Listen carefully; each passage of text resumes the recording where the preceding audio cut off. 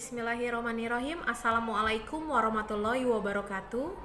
Perkenalkan, nama saya Hani Indira Damayanti, guru bimbingan dan konseling dari SMA Negeri 1 Sukatani.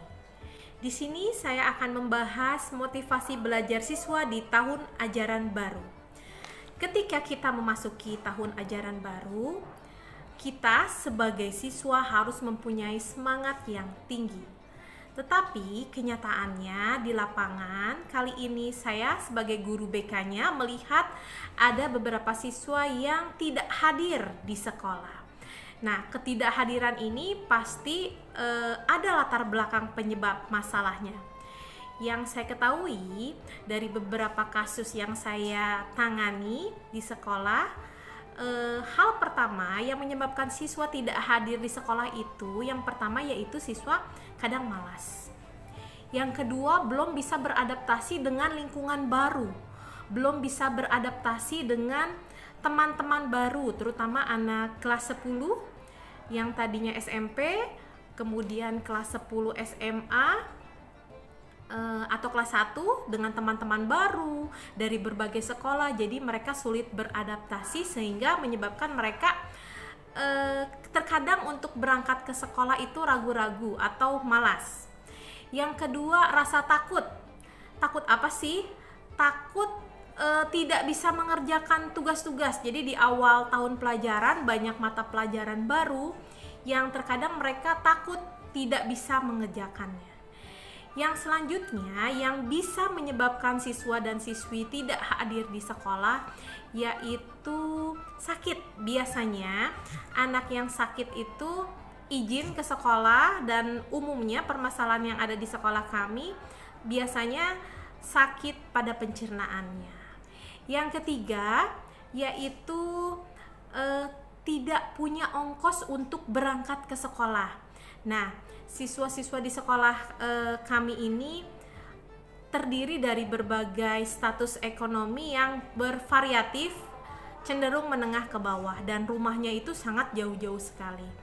Dan dari berbagai permasalahan yang ada tersebut, kita sebagai guru bimbingan dan konseling harus bisa memotivasi anak agar tetap semangat belajar apapun keadaannya. Untuk itu, kita sebagai guru BK-nya juga harus saling berkoordinasi dengan para wali kelas, orang tua di rumah, dan juga guru-guru mata pelajaran yang lainnya. Karena motivasi itu adalah dorongan yang ada di dalam diri individu ataupun di luar. Siswa bisa memotivasi diri sendiri, tetapi kita juga sebagai orang tuanya harus bisa mendorong atau memotivasi siswa dari eksternalnya. Begitu bahasan singkat dari saya. Sekian dan terima kasih. Wassalamualaikum warahmatullahi wabarakatuh. Di sini saya akan membahas motivasi belajar siswa di tahun ajaran baru. Ketika kita memasuki tahun ajaran baru, kita sebagai siswa harus mempunyai semangat yang tinggi. Tetapi kenyataannya di lapangan, kali ini saya sebagai guru BK-nya melihat ada beberapa siswa yang tidak hadir di sekolah. Nah, ketidakhadiran ini pasti ada latar belakang penyebab masalahnya.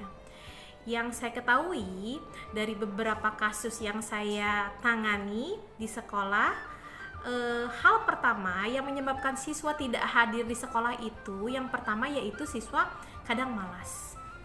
Yang kedua, belum bisa beradaptasi dengan lingkungan baru, belum bisa beradaptasi dengan teman-teman baru, terutama anak kelas 10 yang tadinya SMP, kemudian kelas 10 SMA, atau kelas 1 dengan teman-teman baru dari berbagai sekolah. Jadi mereka sulit beradaptasi sehingga menyebabkan mereka terkadang untuk berangkat ke sekolah itu ragu-ragu atau malas.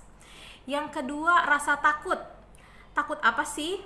Takut tidak bisa mengerjakan tugas-tugas. Jadi di awal tahun pelajaran banyak mata pelajaran baru yang terkadang mereka takut tidak bisa mengerjakannya. Yang selanjutnya yang bisa menyebabkan siswa dan siswi tidak hadir di sekolah yaitu sakit. Biasanya anak yang sakit itu izin ke sekolah, dan umumnya permasalahan yang ada di sekolah kami biasanya sakit pada pencernaannya.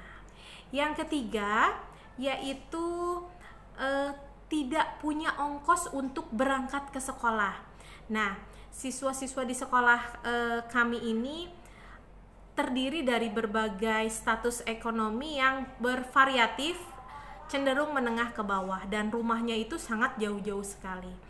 Dan dari berbagai permasalahan yang ada tersebut, kita sebagai guru bimbingan dan konseling harus bisa memotivasi anak agar tetap semangat belajar apapun keadaannya.